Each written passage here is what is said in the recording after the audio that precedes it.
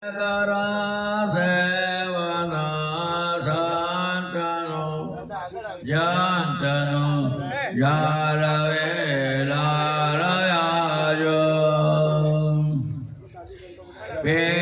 છાતે પરમેશ્વર વામવ વિઘ્ન તે કામ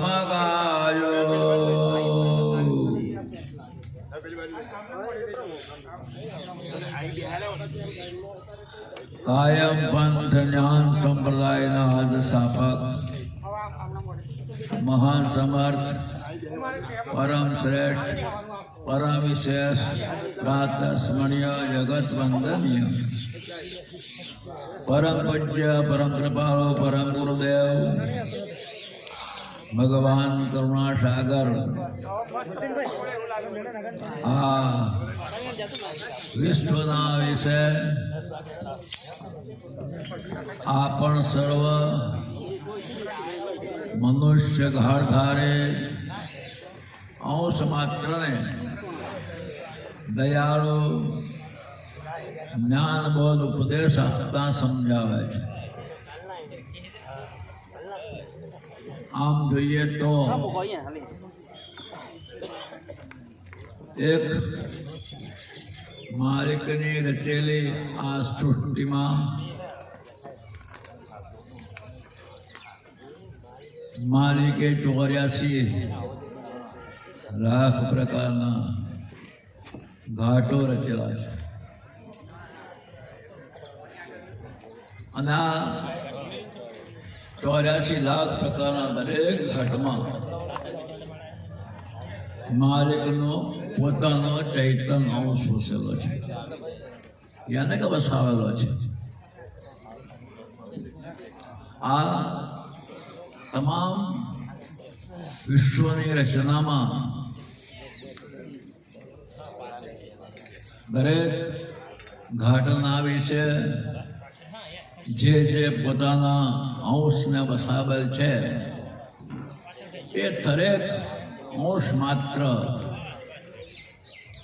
તે પ્રકારની ઘાટની તત્વોની ક્રિયાને અનુસરી વર્તમાન કરવા થાય છે. દયાળુ એમ લખ્યું છે, જहाँ जम જેવો તहाँ તમ તેવો વિવિધિ વિચિત્ર પ્રકાર જગત રૂપ નિજદાત અંશ યુક્ત કરી તો કરત અપાર. જે ઘાટની તત્વોની રચનાને અનુસરી તે જ પ્રમાણે સર્વ કોઈ અંશ માત્ર જીવ માત્ર પોતાનું વર્તન કરતો હોય છે. જેમાં જેવો પ્રકારનો શરીર, જેવો પ્રકારનો ઘાટ, જેવા પ્રકારની રચના આવી જોઈએ તો દરેક ઘાટની તત્વોના પ્રમાણે જ એને વશ થઈ દરેક જીવો વર્તમાન કરવાવાળા બને છે. પરિણામે આ અંશને કે જીવને એટલો બધો તત્વો સાથે ઉત્પોત થઈને વર્તનારો હોય કે જેને ખબર નથી રહેતી કે હું કોણ છું. તત્વો તે હું અને હું તે તત્વ, એટલા બધા પોતે ચૈતન્ય હોવા છતાં પણ એને ભોગવટો કરવાના માટે એનું વર્તમાન કર્યા જ વર્તતું જ હોય છે. એટલે દરેક ઘાટમાં એ પૂરો પડેલો છે કે હું કોણ છું. ભગવાન કરુણાસાગર એટલા માટે વિશ્વમાં સ્વયં પોતે પ્રગટ થઈ જગતના જીવોને જગાડવાના માટે દયાળુએ સંવત 1829 સુજ બીજના દિવસે પ્રગટ થયેલા છે, સ્વયં પ્રગટ થયા છે. જેથી કરી જીવ માત્રને જીવદશા અને અજ્ઞાનતા માટે અને આ વિશ્વનો સર્જનહાર એક માલિક કોણ છે એને ઓળખે એના માટે ભગવાન કરુણાસાગર પ્રગટ થયા, જેમની ધર્મની પ્રણાલિકાઓ ચલાવી. અને એક વાત ખાસ યાદ રાખો, દયાળુએ કોઈ મતપંથ, વાદ વિવાદ, પક્ષાપક્ષી કે લિંગભેદ કોઈ પણ જાતનો ભેદ રાખ્યા સિવાય દરેક અંશ માત્રને જગતના બંધનમાંથી મુક્ત કરી અને પરમપદ પ્રાપ્ત કરાવો એ મૂળ દયાળુએ ઉદ્દેશ સમાયેલો છે, આશય સમાયેલો છે. એટલે ભગવાન કરુણાસાગર હરેકને ઉપદેશ કરે છે, જેમાં કોઈ ભેદભાવ કે મતભેદ આવતો નથી. એટલે દયાળુ ભગવાન કરુણાસાગર એમ કહે છે, તેજ માટે કર સેવન સંતનું, જંતનું ઝાલ વિલાલ આજુ. કે જગતના જીવ માત્ર આગળ કહ્યું તેમ તત્વના બંધનની પાછળ જા માયિક પદાર્થોના તત્વોમાં બંધાયેલો હોવાથી એને ઝંઝાળ લાગી છે. અને જેના પરિણામે એને પોતાનું સ્વરૂપ આને કરતા એ ઓળખી શકતો નથી. અને જેના પરિણામે અંતિમ વખતે જેનો જેવો વૃત્તિ, જેનો જેવો ભાવ, જેના જેવી દ્રષ્ટિ, એ જ પ્રમાણે એને દેહ પ્રાપ્ત થતો હોય છે. અને જેના પરિણામે આ અંશ જીવ કેટલા વખત જન્મે છે અને જન્મને મરે છે. ભગવાન કરુણાસાગરનો ન્યાય પણ દયાળુ એમ કહ્યું છે, દુઃખ મોટું રે સર્વને માથે મરવું, અનેક ઉપાય પ્રાણી નહીં કરવું. બધા જ મનુષ્યો જન્મને મરણમાં બંધાયેલા છે, એટલે એમાંથી કોઈ બચી શકતું નથી. એટલે દયાળુ આ જ્ઞાન જગતમાં જાહેર કરવાના માટે સહર્ષામાં કાયમ પણ જ્ઞાન સંપ્રદાય સ્થાપન કરી અને પસારો થાય એટલા માટે ભગવાન કરુણાસાગરે તે સમયથી જ ઘણા સંતોને દીક્ષા આપી અને ધર્મના પ્રચાર માટેનું કામ સોંપવામાં આવ્યું. ઘણા એ સંતો થયા. એમ કહેવાય છે ભગવાન કરુણાસાગરના વખતમાં 750 સંતો હતા. એ રીતે ધર્મનું જ્ઞાન જગતના જીવને મળતું રહે અને ધર્મના જ્ઞાનની અંદર એક આશય એ પ્રકારનો સમાયેલો કે મનુષ્ય ધર્મને ક્યારે સમજતો થાય. તો ધર્મના સમજણી માટે મનુષ્યો શુદ્ધ બને, પવિત્ર બને. જે રીતે દયાળુનું જ્ઞાન ઉચ્ચ પ્રકારનું, મોક્ષના માટેનું, કલ્યાણ માટેનું અને પોતાના સ્વપ્ન ઓળખવા માટેનું જેટલું જ્ઞાન ઊંચા પ્રકારનું છે, એટલા જ પ્રકારની એની રહેણી કહેણી પણ ઊંચા પ્રકારની હોવી જોઈએ, જરૂરી હોય છે. દયાળ એમ લખે છે, કામ ક્રોધ મોહ ત્યજી અહંકારા, હરક શોક અભિમાન વિકારા, શીલવંત લક્ષ્ય નિષદિ નહીં, સો સાચે હમરે હરિજન નહીં. કે સાચો ભક્ત ક્યારે બની શકે, સાચો અનુયાયી ક્યારે બની શકે?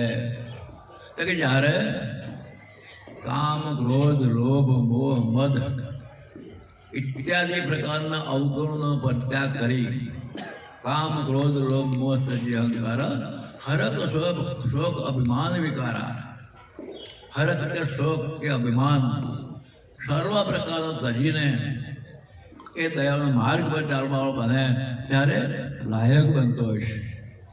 કામ ક્રોધ લોભ મત તજી અહંકારા હરક શોક અભિમાન વિકારા શીલવંત લક્ષે શીલવંત શાસ્ત્ર એટલે પોતાના વિચારોની અથવા તો પોતાની ભાવનાને એક તરફી બનાવવામાં આવે ત્યારે પ્રભુને પ્રાપ્ત કરવાનું લાયક બનતો હોય છે. એટલા માટે ભગવાન કરુણાસાગર એમ કહે છે, તે જ માટે કર સેવન સંતનું. સંતોના દ્વારા આપણે જ્ઞાનને પ્રાપ્ત કરવું એ સર્વની પવિત્ર ફરજ રહેલી છે. મહાપુરુષોની અંદર જોઈએ છે તો પેલા માણસના શહેરના ભજનમાં પણ એમ ગાયું છે, સંતનો સમાગમ ભૂલશો ના ભાઈએ, આદિ અંતને સાચી સગાએ, સતપદને શુદ્ધ દેત બતાઈ તો માટે સદા સેવો સંતને રે. જે કોઈ મહાપુરુષો થયા અને જેમણે કોઈ કંઈક પ્રાપ્ત કર્યું હોય તે સંતની કૃપા બધા, સંતની કૃપાથી. એટલે મહાપુરુષો સંતનો સમાગમ ભૂલશો ને ભાઈ, આદિ અંતની સાચી સગાઈ. આજમાં જો એક અંતમાં જોઈએ તો સંતની શિખામણ કામ લાગે, પણ સગા સંબંધની શિખામણ કામ લાગી શકતી નથી. એટલે દયાળુના ન્યાયથી જોતા હર કોઈ પ્રકારે જોઈએ તો દયાળુના જ્ઞાનને પ્રાપ્ત કરવાને માટે સંતના સમાગમને આવશ્યકતા રહેલી છે. દયાળુ ભગવાન પાસે ક્યારે પણ પ્રભાત પદ ત્રીજામાં એમ કહું છે, સંત કૃપા વિના સુકૃત નવસરે, દુષ્કૃત જાય નહીં દેહ કેરું, હરકને સ્વક સંતાપતિ સંભવે, દંભવે દુર્મતિ લોક હેરો. કે સંત કૃપા વિના સુકૃત કરવો. આમ જોઈએ તો સુકૃત કરવો એટલે સારા કર્મો કરવા, એમાં સંતની જરૂર ના દેખાય આપણને. પણ સંત સુકૃત મતલબ પોતાની વૃત્તિને એકાગ્ર કરી આપણા ભાવને એકમુખી બનાવીએ, અને બનાવવાના માટે આપણી વૃત્તિ એકાગ્ર કરવાના માટે અથવા તો આપણી દ્રષ્ટિ એકાગ્ર કરવાના માટે સંતની કૃપા જરૂર પડતી હોય છે. એમને થઈ શકતું નથી. એ સુકૃત કરવાના માટે આપણે અવશ્ય સંતનો શરણો સ્વીકારવું જરૂરી છે. એટલે દયાળુ કે સંત કૃપા વિના સુકૃત ન સરે, દુષ્કૃત જાય નહીં ને એ કરવું. દુષ્કૃત્યો છે એ દુષ્કૃતો થાય નહીં. એટલે કેવા દુષ્કૃત્યો થતા હોય, આપણે તમે કશું નથી કરતા, પણ વિચાર કરવા મનસા વાચા કર્મણા, મનથી વચનથી કે કર્મથી કોઈ પણ પ્રકારનો આપણે વિચાર ના આવે, મનમાં સંકલ્પો પણ ના આવે, મનમાં વિચાર પણ ના આવે, અને કર્મમાં તો હોય જ નહીં. ત્યારે આપણું અંતઃકરણ શુદ્ધ બની શકતું હોય, ત્યારે પ્રભુને પ્રાપ્ત કરવા માટેની આપણી લાયકાત ગણાતી હોય છે. એટલે દયાળુ એમ કહે છે, તે જ માટે કર સેવન સંતનું, જંતનું જાલ બિલાલ આજુ, તો જગતના જીવોનું બંધન છૂટી શકે છે. ને ત્યારે કેમ થાય? જેમ આગળ કહે છે, પિંડ છતે પરમેશ્વર પામવા વામવા વિગંતે કામ કાજ. આ જ પિંડથી પ્રભુપદને પ્રાપ્ત કરી શકાય. દયાળુ કહે છે, પિંડ છતે પરમેશ્વર પામવા વામવા વિગંતે કામ કાજુ. ભક્તિના માર્ગમાં વિઘ્ન કરનારાઓ તત્વોને બંધ કરી દઈએ, છોડી દઈએ, અને દયાળુ કહે છે આ જ પિંડથી પરમેશ્વર પદને પ્રાપ્ત કરવું જરૂરી છે. પિંડ છતે પરમેશ્વર પામવા વામવા વિગંતે કામ કાજુ. જગતના વિઘ્ન કરનારા તત્વોનો નાશ થાય તો એ કરવાને માટે બધા પણ એમ કહ્યું છે. આપણે દરરોજ સંધ્યા સાખીમાં બોલીએ જ છે કે સ્થૂળ સૂક્ષ્મ કારણ કહીએ મહાકારણ જે દેહ, જીવન મુક્ત તેવર જે છતે પિંડ વિદેહ. આ પણ આ જ દેહથી વિદેહ દર્શનને પ્રાપ્ત કરે એટલી ગતિ પ્રાપ્ત કરવી જરૂરી છે. એટલે દયાળ કહે છે સ્થૂળ સૂક્ષ્મ કારણ ત્રણે ત્યાગ કરી મહાકારણ જે દેહ જીવંત ત્યારે મુક્ત દર્શન પ્રાપ્ત કરી શકાય અને એ કરવાને માટે આપણે સાધન કરવું જરૂર છે. દયાળુના એક ધર્મ માર્ગના નિયમને અનુસરી જોઈએ તો આપણે સદાને માટે એમનો ઉપાસક બનવું જરૂરી છે. સંપ્રદાયની પ્રણાલિકાને અનુસરી જોઈએ તો નિત્ય પ્રતિ આપણી પ્રાતઃકાળ કે સાયંકાળ ઉપાસના આપણે દરેકને સ્વીકારવી આવશ્યક છે. યાદ રાખો, શબ્દો અને શબ્દો આમ જો તત્વજ્ઞાન સમજનાર હોય તો કે શબ્દો તો આકાશ તત્વથી થયેલા છે અને આકાશ તત્વ ભળી જવાના, માલિકને ક્યાં ફટે હોય? આ પ્રશ્ન ના કરતા.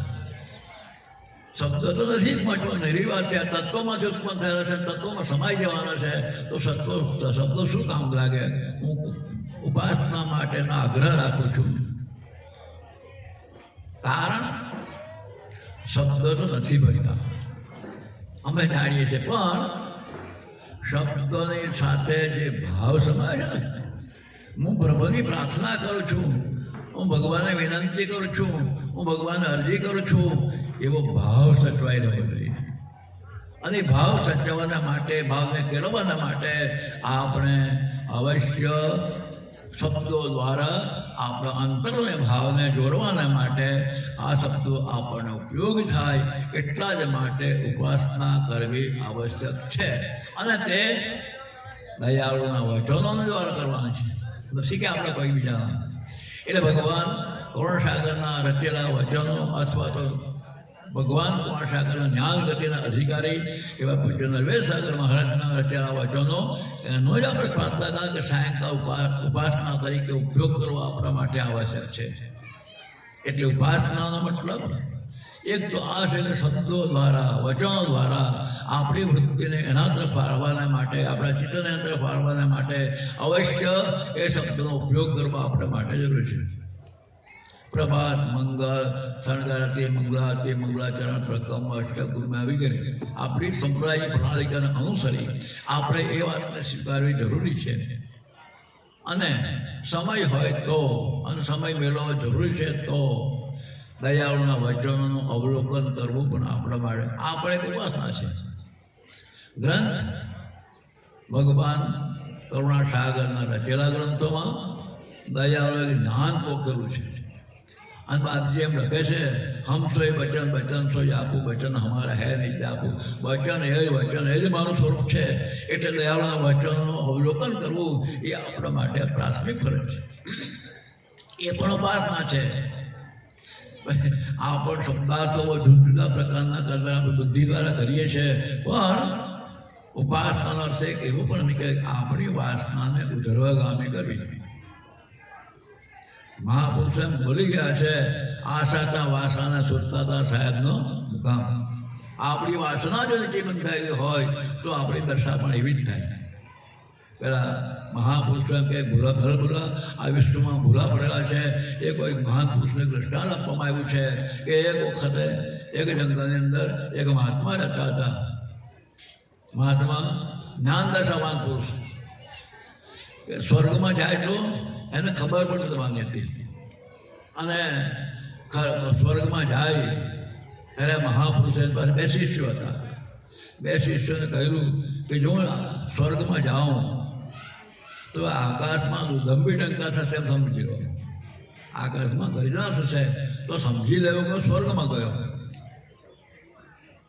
ખરેખર પેલા મહાત્માની આખા એવા માટે જંગલમાં રહેવું, સર્વ પ્રકારે શુદ્ધ ભાવનાથી, વૈરાગ ભાવથી, ત્યાગ ભાવથી આખું જીવન જીવનારા આ મહાત્મા અને એમના 2 શિષ્યો જંગલમાં રહેશે.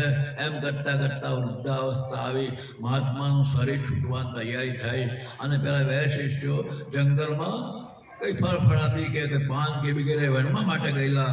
અને એ સમયમાં પેલા મહાત્મા આશ્રમની બહાર એક બોરના ઝાડ નીચે સૂટેલા હતા.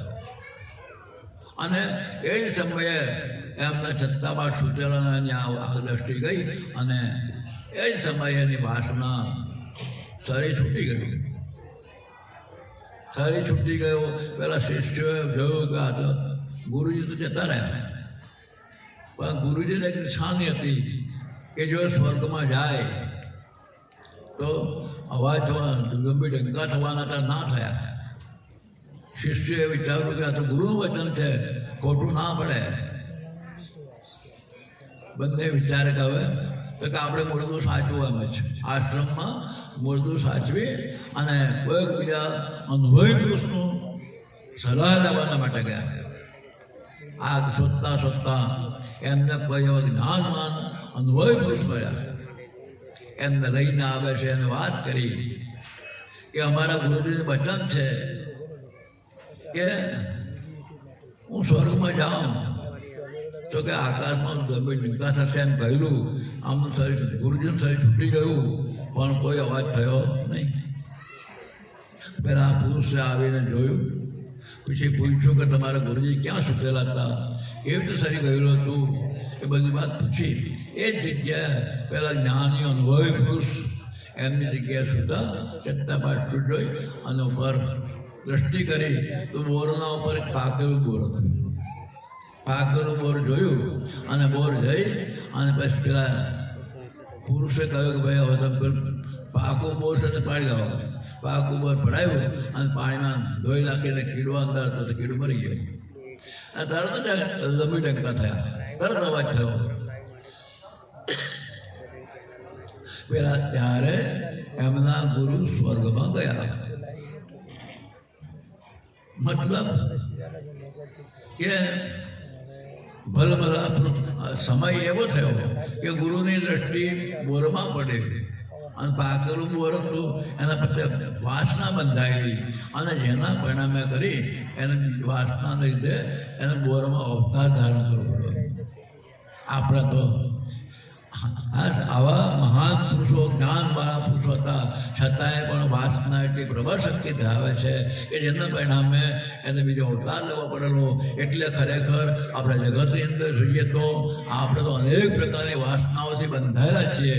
એટલે સર્વ પ્રકારના બંધનમાંથી મુક્ત થવાના માટે આપણ અવશ્ય આપણી વાસનાને, આપણા પ્રેમને, આપણા ભાવને પ્રભુ સાથે અહર્નિશ જોડી રાખીએ તો જ આપણે જગતના બંધનમાંથી છૂટી શકાય એવું છે. ગતિવાળા પુરુષો, જ્ઞાનવાળા પુરુષો જેવો પણ બંધનમાં પડતા હોય એટલે સામાન્ય માણસની વાત જ ક્યારે. એટલે જગતમાં ભગવાન કુંવરસાગર એમ કહેશે, તે જ માટે કરશે એવાનો સંતનો જંતનો જાળ વિલાર્યા છું. જગતના જાળના બંધનમાંથી છૂટવાના માટે, હંમેશને માટે આપણું પ્રભુ સાથે પ્રેમ જોડેલો હોવો જોઈએ. ભગવાન કુંવરસાગર એટલા માટે બે ધૂન બનાવી. અષ્ટપહર મન રટણ રટો જપ કૈવલ કૈવલ કહ્ય હો બિનુ પ્રયતન બિનુ પ્રયસ બિના નર મોક્ષ પરમ પદ પૈય હો. અષ્ટપહર મન રટણ રટો જપ કૈવલ કૈવલ કહ્ય. આઠે પહોરના માટે 24 કલાક પ્રભુ સાથે આપણે જોડેલું હોવું જોઈએ. કેમ તો કે આપણું શરીર ક્યારે છૂટી જવાનું છે એની આપણી પાસે કોઈ ગણતરી નથી. અને આઠે પર જોડેલું હશે તો અંત સમયે આપણી વાસના એ બંધાશે અને તે જ પ્રમાણે આપણે જમાન થશે. જો આપણી વાસના જગત સાથે બંધાયેલી હોય, જગતમાં ઉત્પન્ન થયેલા હોય, જગત સાથે જોડાયેલા રહેલા હોય તો આપણી વાસના કેવી બંધાશે? જગત જેવી. પરિણામ શું આવે કે જો શરીર છૂટી જાય તો ફરી પાછું આપણે તેવા જ ઘાટમાં જવાનો વારો આવે, 84ના ખાતામાં જવાનો વારો આવે. એટલે આ 84ના ખાતાના બંધનમાં આપણે ન પડી શકીએ અને આપણે આપણા પોતાના ચૈતન્ય સુખને ઓળખી પરમાત્મા પદને, પરમ પદને પ્રાપ્ત કરીએ. એ જ આપણો મૂળ ઉદ્દેશ સમાયેલો છે. એટલે દયાળુ ભગવાન કુંવરસાગર એટલા માટે એમ સમજાવે છે કે આઠે પહોરને માટે આપણું જીત એની સાથે જોડવું આવશ્યક છે.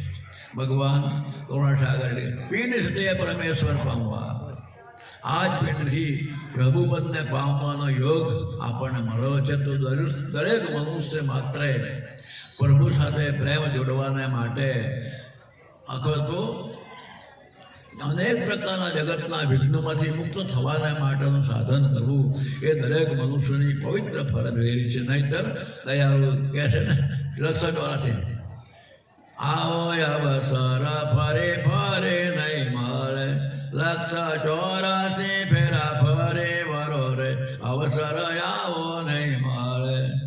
આવો અવસર મનુષ્ય અવતાર એવો વારંવાર મળતો નથી. મહાપુરુષોને એમ કહેવું છે કે 84 લાખ પ્રકારના ઘાટમાં જન્મ ને મરણ એમ ભોગવતા એક વખત મનુષ્ય અવતાર મળે. માલિકે રચનાના ભેદની અંદર આ બાબત મૂકેલી છે કે એક વખત આ જીવને જગતમાંથી છૂટવું હોય તો આ બારો છે કે મહાપુરુષે એમ કહ્યું ને, મનુષ્ય અવતાર એ મોક્ષનો દરવાજો છે. મોક્ષ પદને પ્રાપ્ત કરવાનું સાધન થતું હોય તો મનુષ્ય અવતારથી થઈ શકે છે. એટલે મનુષ્ય અવતારથી મોક્ષ પ્રાપ્ત કરવાનો આ એક દરવાજો. આ અવતાર જો ચૂકી જાય તો ફરી પાછું એને 84ના ખાતામાં જવું પડે. એટલે મુક્ત થવાના માટે મનુષ્ય અવશ્ય પોતાનું સાધન કરી લેવું એ એની ફરજ છે. દયાળુ એટલા માટે કહે છે, પિંડ છતે પરમેશ્વર પામવા વામવા વિઘંતે કા. આ જ પિંડથી આપણે પરમેશ્વરને પામવા માટેનો અનુભવ પ્રાપ્ત કરી લેવો જરૂરી છે. નહીં તો ઘણાને માનું કઈ વાંધો આ અવતારમાં બીજા અવતારમાં, બીજા ત્રીજા અવતારમાં. પણ મને ખબર કે બીજો અવતાર મનુષ્યનો આવશે એ નક્કી કરી શકતા નથી. અંતના સમયે મેં કહ્યું દ્રષ્ટાંત એમ અંતના સમયે આપણી વાસના કેવી બંધાય એ વાસના પ્રમાણે આપણો ઘાટ ધારણ કરવાનો પણ યોગ સમય આવી જાય તો તે સમયે ઘા વાસના બંધાયેલી હશે તે આપણે કહી શકતા નથી. એટલે હંમેશા માટે આપણો અભ્યાસ હોય તો જ આપણી વાસના તેવી બંધાશે અને તેવા પદને આપણે પ્રાપ્ત કરી શકીશું. એટલે દયાળુ ભગવાન કો આશા કર ન એમ કહેવું મતું છે એ સમય તમારી ભાવનાને પ્રભુ સાથે જોડી રાખો. ઘણી વખત બોલે હરતા ફરતા સત્ય કૈવલ, ખાતા પીતા સત્ય કૈવલ, સુખમાં દુઃખમાં સત્ય કૈવલ, સંકટ સમયમાં સત્ય કૈવલ. શા માટે? તો કે આપણી વૃત્તિને એકાગ્ર કરવા માટેનો આ શબ્દો છે. આ શબ્દો દ્વારા આપણી વૃત્તિ એકાગ્ર કરી અને ચાલીએ તો આ જગતના બંધનમાંથી છૂટીને સદાના માટે અખંડ મોક્ષ પદને ગતિ પ્રાપ્ત કરી શકાય એવું સાધન મનુષ્ય અવતારથી બની શકતું હોય છે. એટલે દયાળુ કહે છે, શૈવ કઈ સાર નિરધાર દે ધારને આપટાલે ને હરે વ્યાપ જોવે તરણને આજના પરભવે કેહને દેહને પૂજ્ય પ્રમાણ હવે. શૈવ કઈ સાર નિર્ધાર નિર્ધારને તો એવા પુરુષનો સેવા કર કે જેને કોઈનો જગતમાં આધાર લેવો નથી પડતો એવા નિર્ધાર. શૈવ કઈ સાર નિર્ધાર નિર્ધારને આપ ટાલીને હરે વ્યાપ જુએ. પોતાની અહંકૃતિને પરિત્યાગ કરી સર્વ કોઈ જગ્યાએ પ્રભુ જોનારા છે, જાણનારા છે. કોઈ પણ જગ્યા એનાથી અજાણી રહેતી નથી. મહાપુરુષે કહ્યું, તન કી જાણે મન કી જાણે જાણે ચિત્ત કી ચોરી તેરી છુપાઈ કહા છુપે કે જિસકે હાથ મેં જીવન દોરી. આ બધાના જીવન આ પધારો જીવનદાતા માલિક રહ્યો છે. એટલે એનાથી કોઈ પણ વસ્તુ અજાણ રહી શકતી નથી. બધું જાણે. ઘણા વખત આપણે વિચારીએ કે કોઈ જાણતું નથી, કોઈ છે નહીં. કોઈ તો મનુષ્ય ના હોય પણ માલિક તો હોય ને. માલિક તો હોય.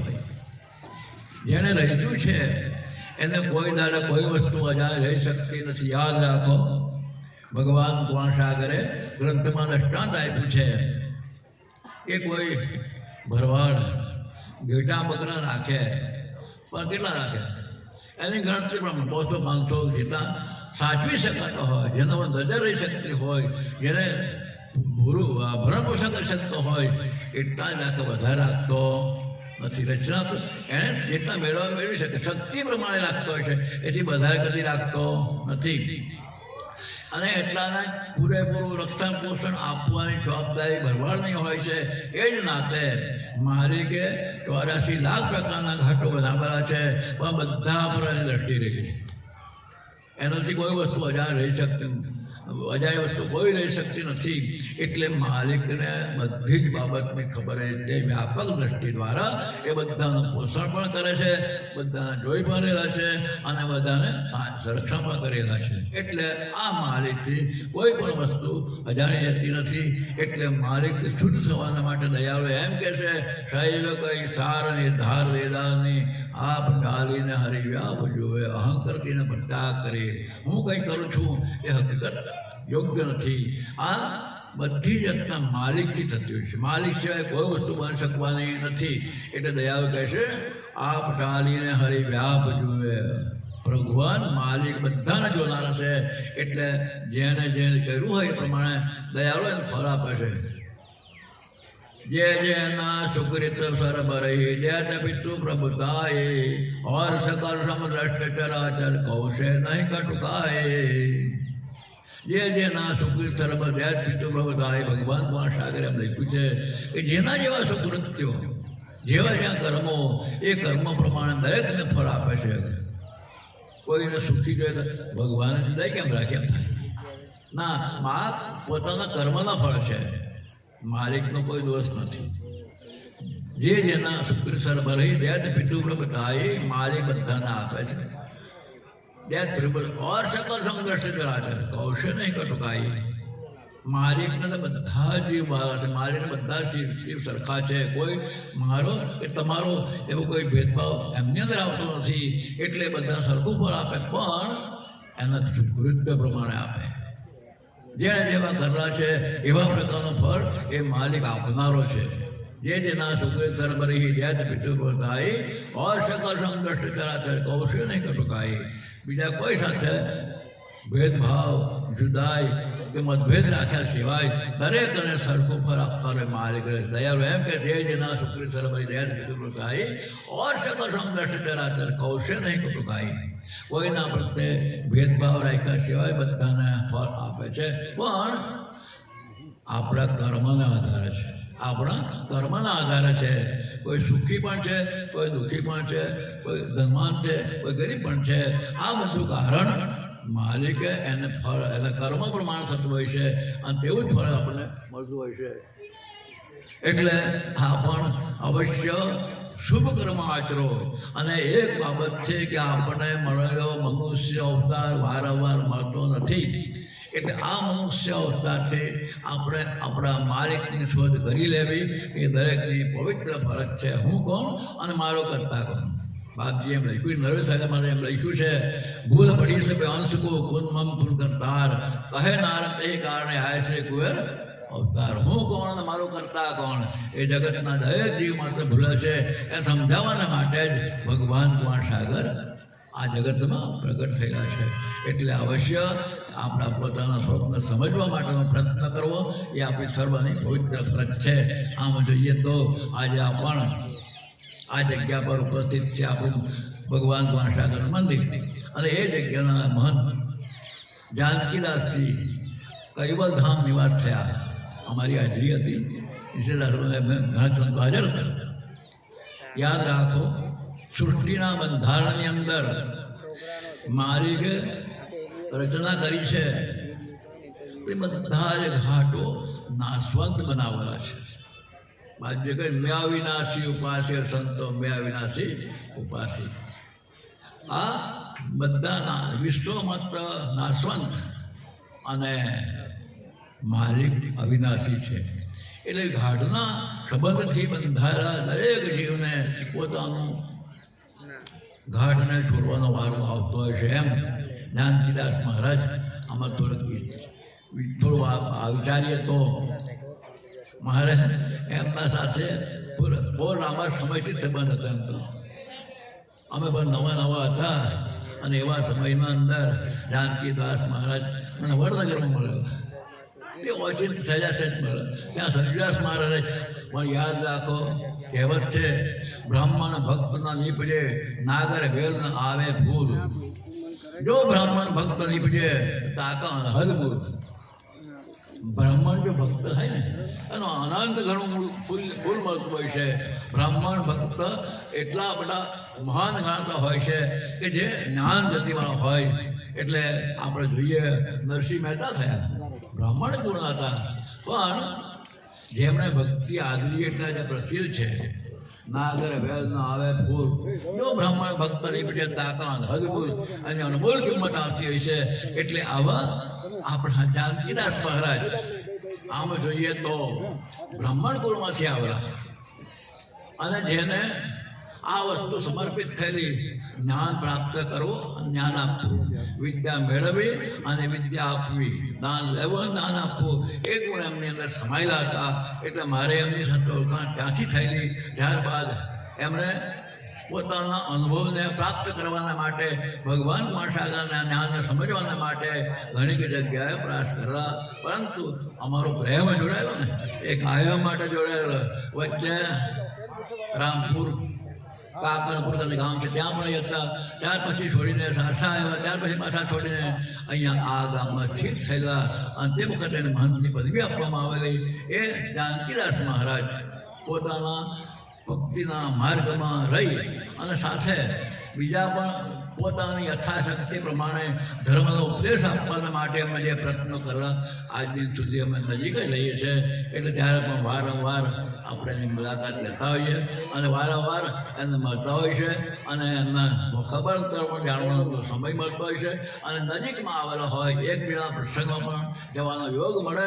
એવા પ્રેમ ભાવવાળા અમારા સાથે કોઈ પણ જાતના જાતભેદ, મતવાદ કે કોઈ પણ પ્રકારના ભેદભાવ સિવાય અમારે એકબીજાને મળવાનું થતું. આવા જાનકીદાસ મહારાજ આપણા માટે અત્યારે નથી, પણ કુદરતના ક્રમ છે એટલે આપણે સર્વે સ્વીકારવું પડે કે જાનકીદાસ મહારાજ કઈ વાત આમ ગયા.